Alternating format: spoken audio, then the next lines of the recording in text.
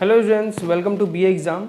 जैसा कि आपने देखा कि बहुत से लोग मुझे मैसेज करके ये बोल रहे हैं, आप ही लोगों ने मुझे मैसेज किया है कि सर जो आपने नोट्स प्रोवाइड किया है बिल्कुल उसी तरह के क्वेश्चन हमारे एग्ज़ाम में पूछे जा रहे हैं। तो उसी कड़ी में आप आगे बढ़ते हुए मैं आपको एक और बीए फर्स्ट ईयर के लिए काफ़ी इंपॉर्टेंट नोट्स प्रोवाइड करा रहा हूँ।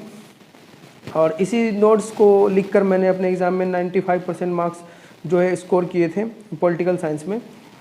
तो दोस्तों, अगर आप चाहते हैं कि इसको पूरा तरह से समझाऊं तो आपको इस चैनल को सब्सक्राइब कर लीजिए, क्योंकि आने वाले समय में लाइव क्लास लेके आने वाला हूं जिसमें मैं आपको पूरी तरह से समझाऊंगा। लेकिन आज की क्लास में मैं सिर्फ आपको नोट्स प्रोवाइड करा रहा हूं, इसलिए ज़्यादा नहीं समझाऊंगा क्योंकि वीडियो काफ़ी लंबा हो जाएगा।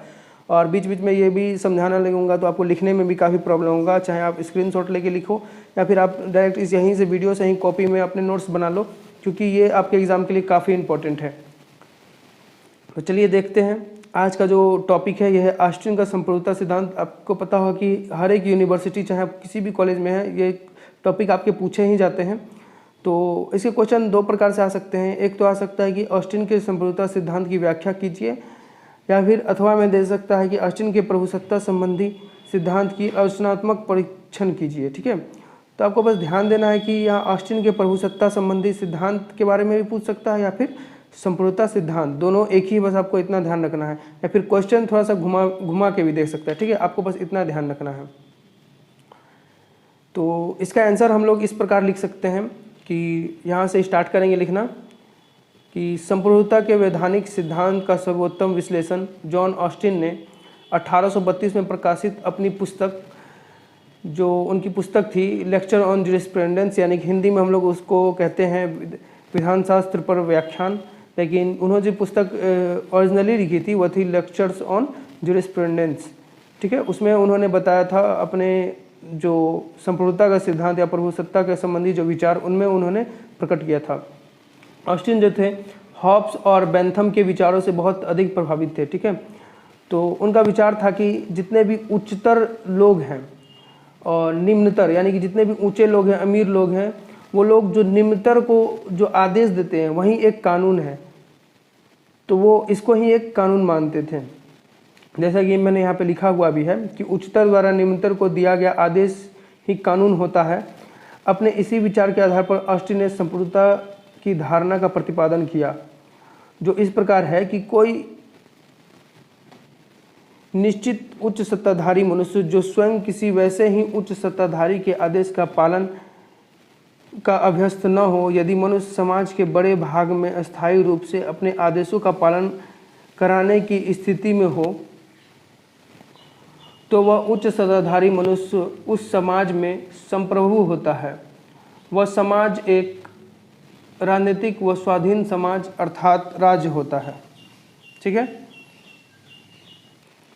उसके बाद यहाँ से लिखेंगे कि ऑस्टिन के संप्रभुता संबंधी इस कथन के विश्लेषण से संप्रभुता की निम्नलिखित विशेषता स्पष्ट हो जाती है। पहला, प्रत्येक स्वतंत्र राजनीतिक समाज अर्थात राज्य में आवश्यक रूप से कोई व्यक्ति या व्यक्ति समूह संप्रभु होता है।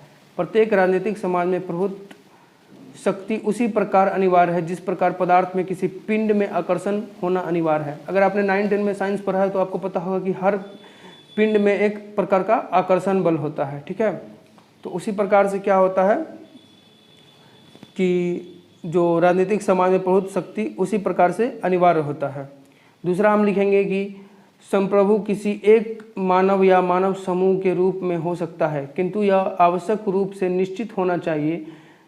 संप्रभुता सामान्य इच्छा, प्राकृतिक कानून, दैवीय इच्छा, जनमत या मतदाता जैसे भावात्मक प्रतीकों में निहित नहीं हो सकती। वह तो एक ऐसे निश्चित मनुष्य या एक ऐसी सत्ता होनी चाहिए जिस पर स्वयं कोई कानूनी प्रतिबंध न हो। तीसरा हम लोग लिखेंगे कि इस प्रकार का निश्चित मानव श्रेष्ठ स्वयं किसी उच्च अधिकारी के आदेशों का पालन नहीं करता है।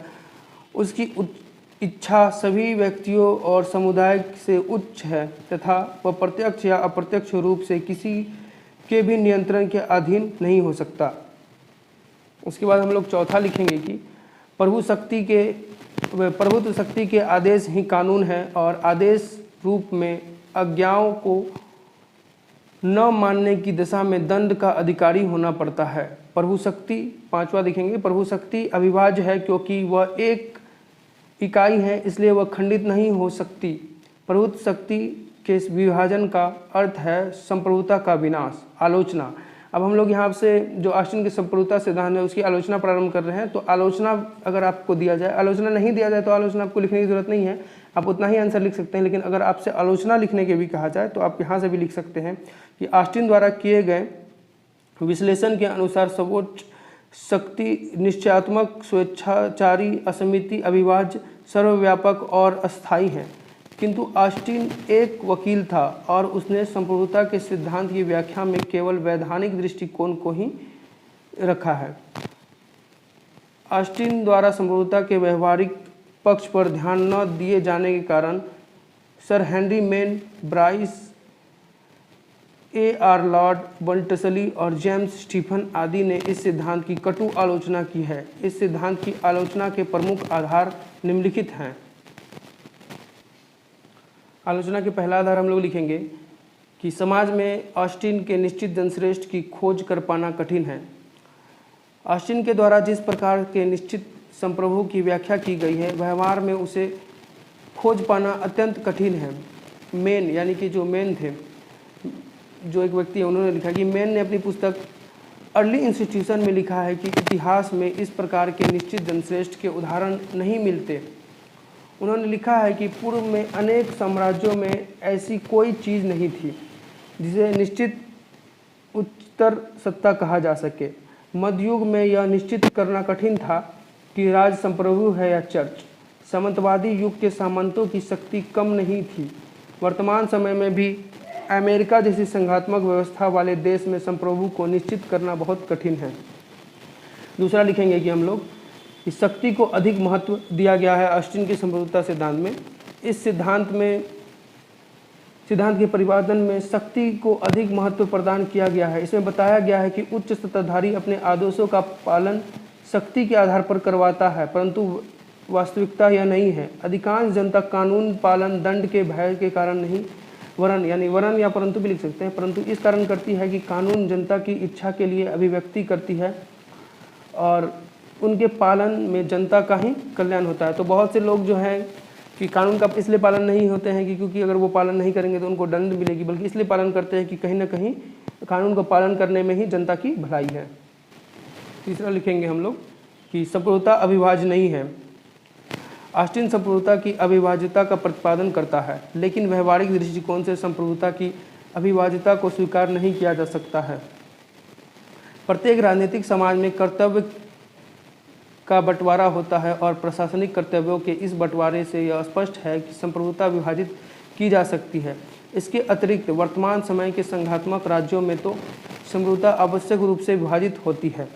तो इस प्रकार से तीन हम लोग यहाँ पे आलोचना लिख देंगे ऑस्टिन के संप्रभुता सिद्धांत की, और नीचे में हम लोग लास्ट में जो महत्व लिखेंगे कि यद्यपि ऑस्टिन के संप्रभुता सिद्धांत के अनेक आलोचनाएं की गई हैं, लेकिन इसमें अधिकांश आलोचनाएं भ्रांति और ऑस्टिन के दृष्टिकोण को न समझने के कारण हुई है। यानी कि जितने भी इसमें आलोचनाएं की गई हैं या तो भ्रांति है यानी कि झूठ है, या तो फिर ऑस्टिन का जो दृष्टिकोण है उसको ना समझने के कारण से ये आलोचना की गई है।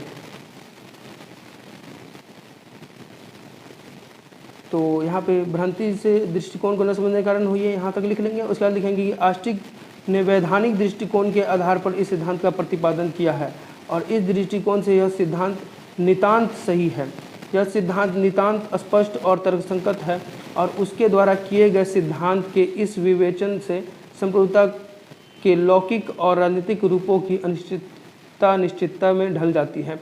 यानी कि जो ऑस्टिन थे एक वकील थे और उन्होंने क्या किया है, वैधानिक रूप से वैधानिक अपना जो दृष्टिकोण है उस पर केवल इसको लिखा है। तो आप देखेंगे कि अगर वैधानिक दृष्टिकोण से देखेंगे तो आपको यह जो ऑस्टिन का जो संप्रभुता सिद्धांत है बिल्कुल नितांत जो आपको सही लगेगा, एकदम बिल्कुल सही लगेगा। लेकिन और भी जितने भी दृष्टिकोण हैं उससे देखेंगे तो आपको ये गलत लगेगा, इसलिए इसकी आलोचना भी बहुत से लोगों ने की है।